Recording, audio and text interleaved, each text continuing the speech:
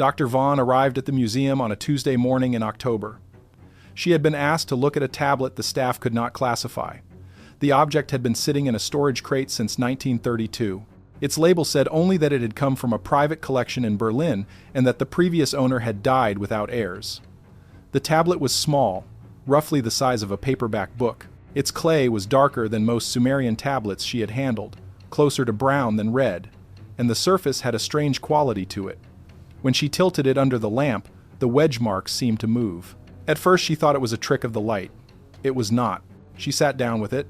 Her first pass was slow. She read the opening line, then read it again, and then set the tablet down and walked to the window and stood there for almost a minute without moving. The opening line said this: "Stone was not always stone." It said the mountains were once soft. Beneath the cities, according to the tablet, the ground had once been warm to the touch. The rock we build with, the rock we quarry, the rock we walk on every day of our lives, was once something else entirely. It moved.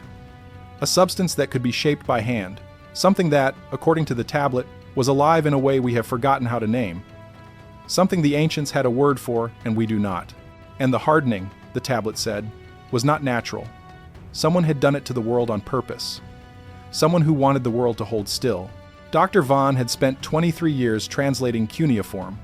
She had read texts that described gods walking among men. Other texts had described weapons falling from the sky. Over those years, she had learned to hold such descriptions at arm's length and treat them as poetry, as myth, as the way ancient people made sense of a world they did not understand. But this tablet did not read like poetry. It read like a technical manual. The substance had a name. A process was described. Places where the hardening was incomplete were listed by region. Cross-references pointed to other tablets, other translators, other lines of evidence. And in the last line before the break, the tablet warned that the process was reversible. She did not sleep that night. She did not sleep the night after. Within a week, she had photographed every surface of the tablet, measured every mark, and begun the translation that would occupy the last 8 years of her career. The tablet had a designation once she registered it: K 4718. The K stood for the museum's Sumerian collection catalog. The number was simply the next available slot. There was no ceremony to naming it. There rarely is. Most Sumerian tablets enter the record as numbers first and stories second, if they become stories at all. Most do not. The Berlin provenance was thin. The collector, who had owned it before the museum, was a shipping merchant who bought antiquities in the 1890s from dealers in Baghdad and Basra. His records were destroyed during the Second World War. What survived was a single line in a private inventory: tablet, Sumerian, subject unclear, purchased Basra 1896, seller unknown. That was all. No excavation site. No stratigraphic context. Nothing that would tell a modern archaeologist where the tablet came from or how old it truly was. The clay itself gave a rough answer. Composition matched samples from the southern Mesopotamian floodplain. Style of the cuneiform placed it somewhere in the 3rd millennium before the Common Era, most likely late Sumerian or early Akkadian. That put it in the same window as the older versions of the flood story, the older versions of the descent of Inanna, the older versions of everything we now consider foundational to the region's mythology. But this tablet was not mythology. This tablet was a description. Dr. Vaughn's field was linguistics, not geology, and she had made a decision early on to translate the tablet exactly as it read, without softening the claims to fit what she knew about the physical world. If the tablet said stone was once soft, she would write down that stone was once soft. If the tablet gave a name to the substance, she would preserve the name. Interpretation could be left to whoever came after her. That decision cost her. 2 of her colleagues stopped taking her calls. The director of the museum quietly moved her office to a smaller room on a lower floor. When she published a preliminary paper in a small linguistics journal in her 4th year of work, 3 reviewers wrote letters demanding the paper be retracted. It was not retracted, it was simply ignored. Quick pause, and this is something new. For the first time since the 12 codes, there's a second document. It's called the 7 Resets Every Time the World Was Erased. Matched against Shag-Kur, the flesh, and the checklist of signs for the 8th 4 are already active. Linked below, QR code on screen. That's all back to the video. The tablet's name for the substance was Shag-Kur. Dr. Vaughn's translation rendered it as the flesh of the mountain, though a more literal reading gave the interior of the still body. Neither phrase is comfortable in English. Both carry the weight of what the tablet was actually claiming. Shag-Kur, the tablet said, was warm. It was soft to the pressure of a hand, A person could press their palm into it and the shape of the pressing would hold for a time before slowly returning to the former surface. There was a faint heat that could be felt from a short distance. And there was a smell, which the tablet described using a word Dr. Vaughan could not fully translate, but which appeared elsewhere in Sumerian texts in the something living, a thing that had not yet been broken open. The tablet described how Shag-Kur moved, not quickly, not in ways that would be visible to a watcher standing still, but over the course of a day, over the course of a season, the surface of the mountains would shift. A stone that sat in a particular place at sunrise might sit in a slightly different place at sunset. A cliff face that looked one way in spring might look another way in autumn. The world was not still. The world was slow, but it was moving. And the people who lived on it understood this. They built accordingly. Their structures were not tall towers of stacked blocks. Instead, they built low structures of woven reed and packed earth, because they knew the ground beneath them would not stay where they put it. There were older cities, the tablet said. Cities from the time before hardening. Their names are not preserved on the tablet. Their locations are described only in general terms. They were built into the flesh of the mountains, rather than on top of the mountains. The walls were shaped by hand, pressed into place, and the shape held because the flesh cooperated with the shaping. When the city needed to grow, the walls were pressed outward. When a room needed to close, the walls were pressed inward. The cities breathed with their inhabitants. That is the tablet's phrase, not a translator's flourish. The cities breathed with their inhabitants. And then the hardening came. The tablet does not describe the hardening as a slow, natural process. It describes it as an event, a specific event with a specific cause, carried out by specific actors. The tablet names the actors. It calls them by a phrase Dr. Vaughan translated as the still makers, though the phrase might also be rendered as the ones who set the surface, or the ones who ended the softness. The Sumerian word for their action is namtar, which appears in other texts as the fixing of fate. Here it meant something more literal. A fixing, a setting, the locking of a thing that had been in motion into a shape it could no longer leave. The still makers arrived, the tablet says, from above the sky plane. They did not come alone. Their arrival brought a substance the tablet calls I am dur, which Dr. Vaughan translated as the binding vapor, or in a more careful rendering, that which forces the interior outward. This substance was released across the surface of the world. It settled into the Shag-Kur. Then it found the warmth and drew the warmth out. Then it found the movement and slowed the movement. Over a period the tablet estimates at 40 generations. Though the length of a generation in the pre-hardening world is not specified, the flesh of the mountains cooled. It hardened. It became what we now call stone. The people who had lived in the flesh cities did not survive the hardening. Their walls closed on them, their floors ceased to breathe. What we find today in certain unexplained sites, the tablet suggests, are the last impressions of those cities, frozen in the moment the hardening reached them. Dr. Vaughan does not name the sites. She notes only that the tablet refers to them as the sealed rooms, and that the phrasing suggests they can still be found if one knows how to recognize them. Why did the still makers do this? The tablet gives a reason, though the reason is compressed into a single line and Dr. Vaughan spent 3 years working out its full meaning. In her final translation, the line reads, "They hardened the world because they could not walk on the softness." Whoever the still makers were, they could not exist in the pre-hardening environment. Their bodies required a fixed substrate. The living surface of the earth was hostile to them, so they ended it. This is where the tablet becomes uncomfortable to read. Dr. Vaughan's colleagues, the ones who still spoke to her, asked her a fair question. If the still makers hardened the world so they could live on it, then the still makers are the reason we can live on it too. Everything we build, every road we walk, every foundation of every city exists because the world was made still. Should we not be grateful? The tablet does not answer that question directly, but it makes clear that the hardening was not done for our benefit. It was done despite us. The people of the flesh cities were not consulted. They were not warned. In the tablet's phrasing, they were the ones who were included in the setting, meaning they were hardened alongside their walls. Whatever they had been, whatever kind of body they had, whatever kind of consciousness, was set into place with the same I am dur that set the mountains. The tablet suggests that some of what we find in the geological record is not what geology tells us it is. Certain formations, the tablet says, are the fossilized bodies of the flesh people, so thoroughly hardened that they read to modern eyes as ordinary rock. Some caves are not caves, but sealed rooms of the old cities, their interiors preserved in the moment of closing. And some mountain ranges are not mountain ranges, but the collapsed shapes of larger structures. Structures that once breathed and moved and held populations we cannot count. Dr. Vaughan was careful with this section of the translation. She provided multiple possible readings. Where the Sumerian was ambiguous, she noted the ambiguity. She flagged which claims were most literal and which might be metaphorical. Overstatement was not her goal. But she also did not want to hide what the tablet was saying. And what the tablet was saying, in its clearest lines, was that the surface of the earth is a graveyard. And we have been walking on it, building on it, quarrying it, without knowing what we were disturbing. Dr. Vaughan added a marginal note in her working translation here. She wrote that if this section was accurate, then every stone we had ever cut in every quarry in every century of human labor was a piece of something that had once been someone. The note was in her private hand. It did not make it into her published work, but it was there, in ink, on the back of the page. Before we move on to the soft places, stop for a second. What you just heard about the hardening only makes sense on the full timeline next to the 6 resets before it. The still makers, Imdur, it's all in the 7 resets, linked below. Grab it. Come back, what's next builds on it. QR code is on your screen. The tablet identifies places where the hardening was incomplete.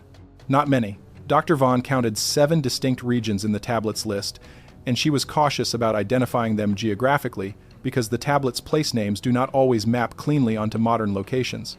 But some of the descriptions are specific enough to make educated guesses. One region the tablet calls the Singing Lands, described as a place where the ground still hums to the touch, where certain stones give off warmth when the sun is not on them, and where the pattern of cracks in the earth changes from year to year.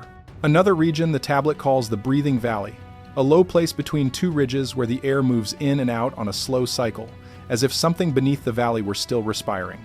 A third region the tablet calls the Soft Coast, a shoreline where the rocks are unusually pliable, where they can be scored with a fingernail, and where the sand contains fragments that seem to reshape themselves overnight.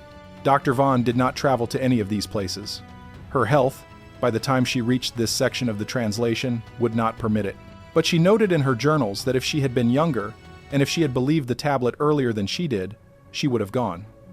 Regret about not going appears more than once in the late entries. She wrote that someone should go. She wrote that if the tablet was even partly accurate, then the incomplete regions were the last living surfaces on the planet, and they deserved to be found before someone decided to complete the hardening on them too. The tablet also describes the substances that resist Imdur. There are 3, according to the translation. The first is the substance of certain living things, particularly the marrow of large mammals, which the tablet claims retains a trace of the pre-hardening quality. Second is a mineral the tablet calls the untouched, which Dr. Vaughan could not identify but which may correspond to certain rare formations found in deep caves. Third is water, though only water that has not been exposed to open air. Water in the deepest wells. Also water in sealed aquifers. And water in the ice at the poles. These waters, the tablet says, remember what the world was before the setting. This is the point where the tablet turns from description into warning. The hardening, the tablet says, is reversible. It gives a name to the reversal, Ki Bar Ra, which Dr. Vaughan translated as the opening of the surface. The tablet describes the conditions under which the reversal can occur. It lists signs by which the reversal can be recognized in its early stages. And it warns, in language that is not ambiguous even in translation, that the reversal is coming. The signs are these. First, the incomplete regions begin to expand. The Singing Lands grow larger. Meanwhile, the Breathing Valley extends its cycle, and the Soft Coast retreats and retreats again in ways that cannot be explained by tides or erosion. Second, certain formations that had been fully hardened begin to soften. Cliff faces that had held their shape for millennia begin to bulge slightly outward. Cave walls begin to warm to the touch. The ground beneath old cities begins to give, in ways that are not settlement and are not seismic. Third, the marrow of large mammals begins to change composition, becoming warmer and more fluid than it should be. The tablet is specific on this point. It says the change in marrow can be measured.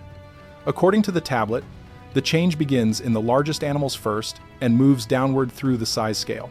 And the change in human marrow is the last sign before the reversal is complete.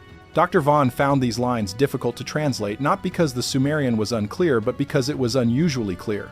She had expected metaphor. What she found was instruction. In her journal, she wrote that she felt she was reading a document written by someone who had watched a hardening happen and was preparing others to recognize its opposite.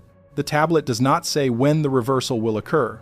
It says only that when the signs are present, the reversal has already begun. From the first sign to the completion, the tablet estimates, is the length of one great year, a phrase used elsewhere in the text to indicate the precession of the equinoxes, roughly 26,000 years. The first sign in our era should be visible in what the tablet calls the cold south, which Dr. Vaughan interpreted as Antarctica.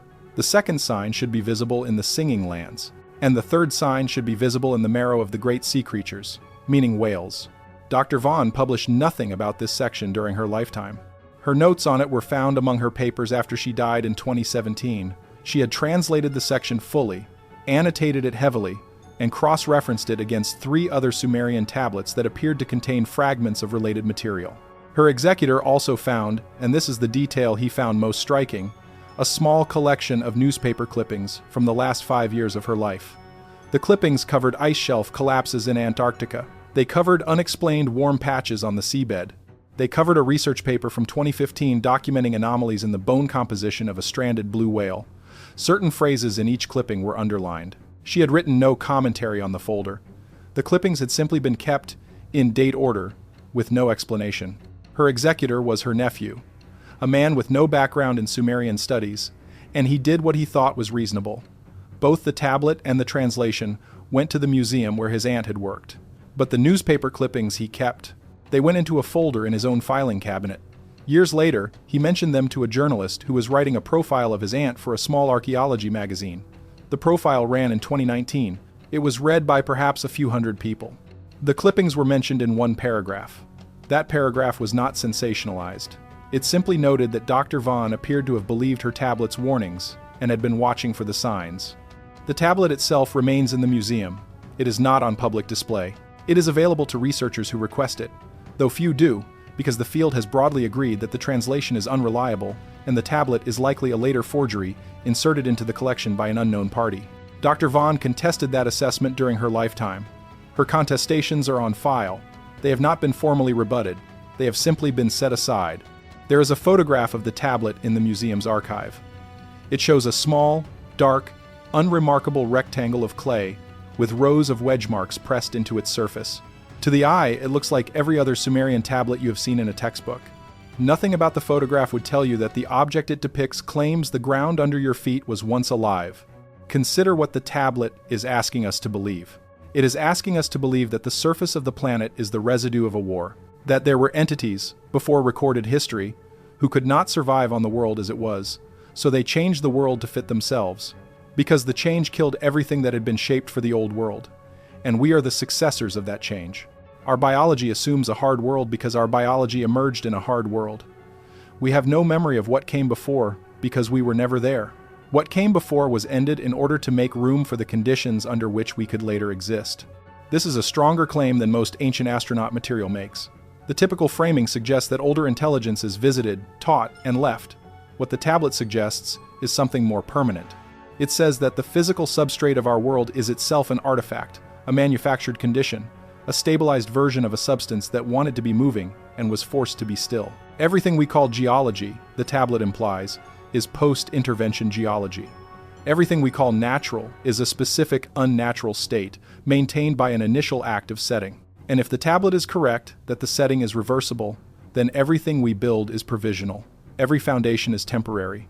Every city rests on the assumption that the ground will continue to behave as ground. That assumption is not guaranteed. It is a condition, and conditions can end. Dr. Vaughan wrote, in a private letter to a colleague who had asked her why she kept working on the translation when her career was suffering, that she believed the tablet was a message, not a message from gods, not from aliens, a message from people, from the last of the flesh city inhabitants, or from their descendants, who had somehow survived the hardening in some reduced form, and who had written down what they knew, so that when the reversal began, someone would be able to read the signs and understand what was happening. In the same letter, she admitted uncertainty about whether the reversal was really coming. She was almost certain, she wrote, that the signs would be misread as climate variance or geological anomaly. Even so, she wanted the translation to exist, so that when someone finally did read the signs correctly, the tablet would be waiting for them. There is one more section. The tablet ends with a description of what happens after the reversal completes. The description is short. It occupies the last 12 lines of the tablet. Dr. Vaughn translated those 12 lines many times, and her final version reads as follows. The still surface will return to flesh. Mountains will breathe again. Walls that were pressed into place will resume their pressing. Cities that were sealed in the closing will open. What was inside them will come out. What was outside them will find its way in. The still makers, if they remain, will not survive the return of the softness. The soft makers, if any of us remain, will not survive the return of the softness either. Because we have been shaped by the still, we have grown into it. We have built our bones in the assumption of its hardness. When it goes, we go. This is not a punishment. It is only that we were not designed for what is coming. We were designed for the world that was made for us. The world that is coming was not made for us. It is only the world that was there before we were, remembering itself. That is the tablet's closing passage. Dr. Vaughn added, in her personal notes below the translation, a single sentence of her own. She wrote, I do not know if this is true. I know that I have read it. I know that I have written it down. If you are reading this later, you will have to decide what to do with it. I have decided only to leave it where you can find it. The tablet sits in a museum drawer. Its translation sits in a folder. The signs, if the tablet is correct, are already visible in the ice at the poles, in the warm patches on the seabed, in the marrow of the great sea creatures, in the cliff faces that bulge slightly outward for reasons no one has yet explained. Mountains, tonight, are doing what mountains do. They are holding still. They are holding the shape they were pressed into a long time ago. Whether they will continue to hold that shape, whether the setting placed on them will continue to be honored, is not a question the tablet can answer. It is a question the mountains themselves will answer, in their own time. Dr. Vaughn's translation ends there. So does this video. Sleep well,